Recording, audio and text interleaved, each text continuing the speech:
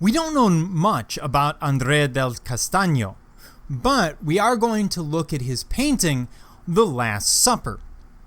Now, this Last Supper was executed for a refectory, as was common at the time. Basically, the work was meant to take the nuns' mind off the pleasure of food and focus their attention on the symbolism of their meal, the refectory being the dining hall, as you can see here.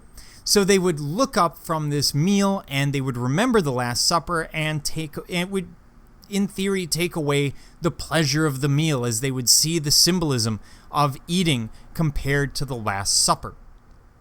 Now, the lavish setting suggests Castagno's interest in developing three-dimensional space.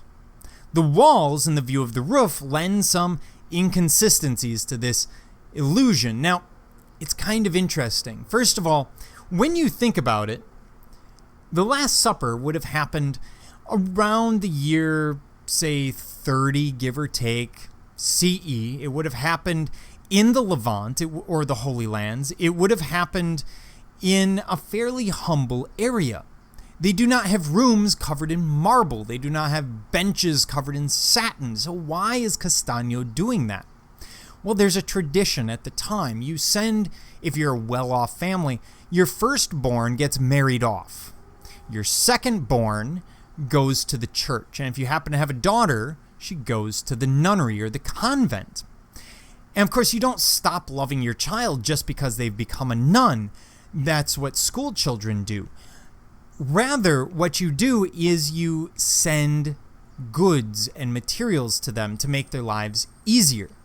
As a result, they're used to this sumptuousness, and many of these nuns are coming from very well-off families. So this may be something quite common to them. Again, it's one of those odd contextual issues. He's showing both the indoors and outdoors because he's trying to take off that wall and basically show us what's happening in the room, which is really tricky when you're dealing with something as large and complicated as the Last Supper.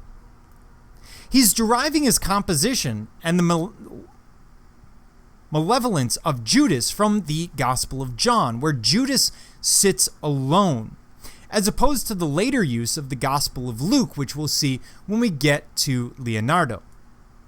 It should be noted that at the time it was much more common for Judas to sit separate from the apostles in depictions of the Last Supper.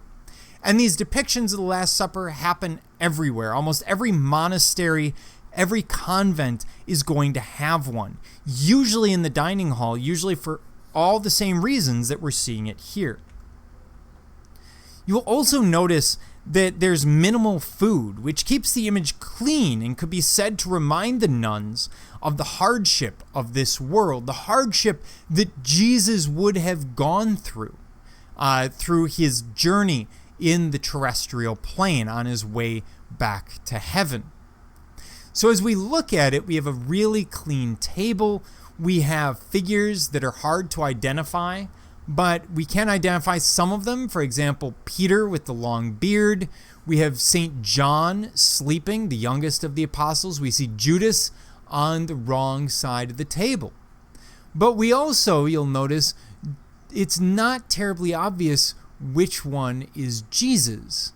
It's not terribly obvious the moment that this is happening in the Last Supper. Of course, the Last Supper takes place over time. There are different moments that happen within that context, but Castagno is keeping things fairly simple here.